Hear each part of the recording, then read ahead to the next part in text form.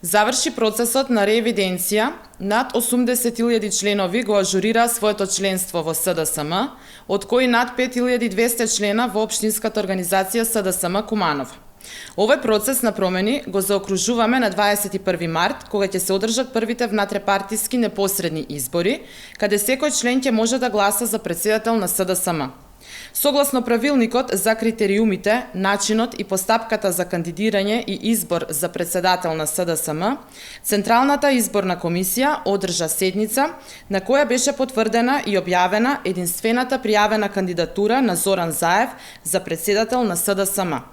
Со овој крупен исчекор кон демократизација и модернизирање на партијата, СДСМ поставува нови стандарди во политичкото дејствување во државата, што ќе придонесе и за демократизација на целото општество. Победуваме, но и постојано се менуваме, за уште подобро да им служиме на граѓаните и државата.